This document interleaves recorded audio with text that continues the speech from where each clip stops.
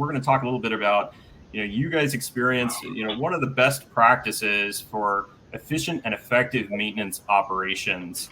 And then towards that end, kind of how do you measure that success and the efficiency of your maintenance operation, and what KPIs do you use to measure that?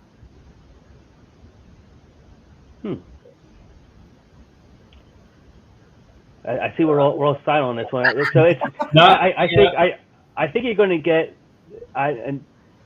To me, I think it depends. It really depends on your operation. So availability and maximum availability and return to service of time for the aircraft are probably the biggest performance indicators, and those are the ones that are going to really affect your principles. If the aircraft's unavailable, or if the aircraft, you said the aircraft is going to be out of maintenance on August 25th, and here it is September 3rd, and you're still there, those kind of are the big indicators, the big drivers of your performance.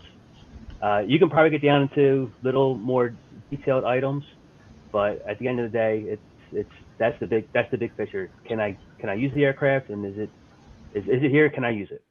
And those are probably the two biggest ones that I would track. Yeah, we proceed a little bit differently. I was going to let one of the other guys chime in first before I ran over the whole thing here. Thanks, Bruce. Sorry, I'm a talker. I'm willing to get up here and speak. As far as we're concerned, we fly over 14,000 hours a year, so we have a very structured maintenance schedule. We have a planned amount of time that every maintenance iteration should take. If it blows past the exit window, then we want to know why. We have one spare aircraft to operate 11. So right now, we're in that place where we really need the aircraft to perform at and when we decide it's necessary. So if it's going to be late, we need to know why. Then we try to mitigate the issues. Maybe we can push a portion of an inspection back, or we take something else and extend it. But yeah, I mean, honestly, what we measure is calendar time in and out, the amount of time it takes to get a standard inspection done, and if we've added anything into it, how many extra days is that taking and why? If it's a parts issue or reliability issue, then we've got other things. If it's aging aircraft issues, as about half of our fleet is, I'd say mid 15,000 hour per airframe. So we've got some older airframes that have seen some more time. So all of those things play a factor. But primarily Gantt chart, calendar, and time in and time out is what we use to make sure we're still efficient and effective. And you're monitoring. Oh, excuse me. Go ahead, Jay. No, I said one of the things I say. A lot of people look at dispatch reliability of the aircraft, and one of the things I would look at is not dispatch reliability, but how many what I would call I call it degraded dispatch, when you dispatch with an MEL. How many times does that happen? And are you carrying a lot of MELs on your airframes? Kind of an indication that it's maybe time to buy a different year or different model. And then of course we had recurring defect control was another one. If that kind of is if there was an indication of how your main team's performing, recurring defect control helps a lot. Are we do we need more training on the system, or is it the system is poorly engineered and we need to go back to the manufacturer and ask for more engineering support? So those are kind of couple of things that help. Yeah. I'm sorry. I want to think about. I think I was looking at the chat. Fern Campus has a couple of good points in there. That OEM support that are really good. So check those out. Yeah. Okay. All right. So the question I was going to ask is, so you've got these KPIs that you're tracking those in real time. You're reviewing those on a daily basis, or are you reviewing those like weekly or monthly, or how frequently are you reviewing those KPIs? For us, it's, we have a monthly schedule and a weekly schedule. So we, at the end of the week, we kind of want to see how the week went.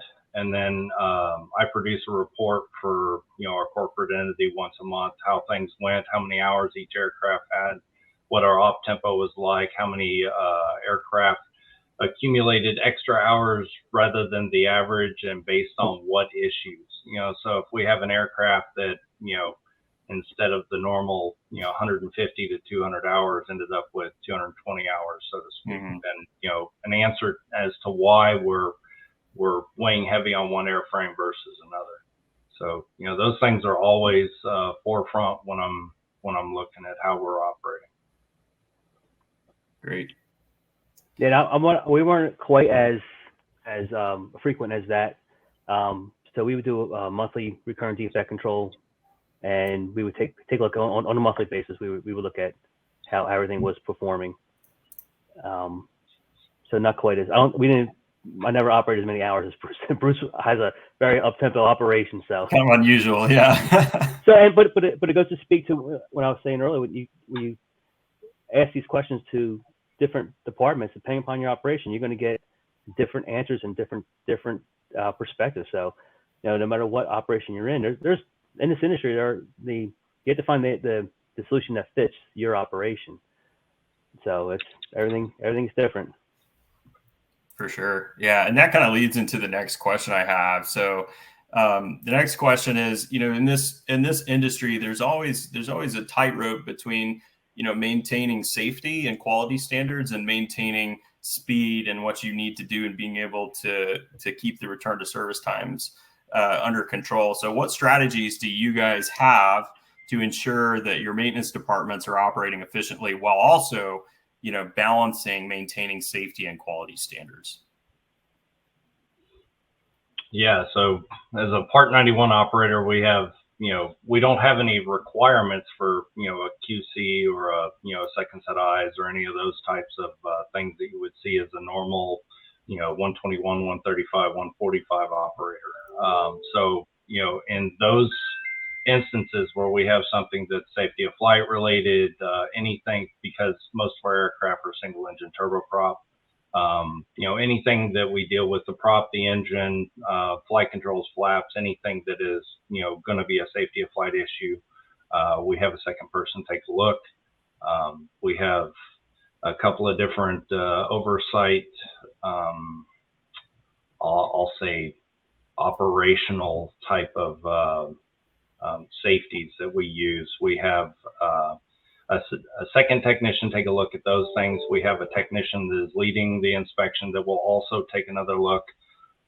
Once an aircraft is done with a maintenance iteration, we'll have a member of our flight operations management team take it for a test flight. Doesn't matter what we did to it. We want to go ahead and run it through its paces and make sure that when we release it into service, because that's going to be at night in the, worst situations possible, we want to make sure that the pilot has a good airplane. So we have a bunch of different safeties that we try to put in place, as many layers as possible to make sure that we don't have an issue later. Yeah, we did the same thing. We in my past, we implemented, as a 91 operator, we had an RII program. And so when you see one of our aircraft there, you would, just like the 135s, you would see our RII list on the side of the aircraft at a service center. And that was we put together the list. We usually would mimic what the standard for the airframe.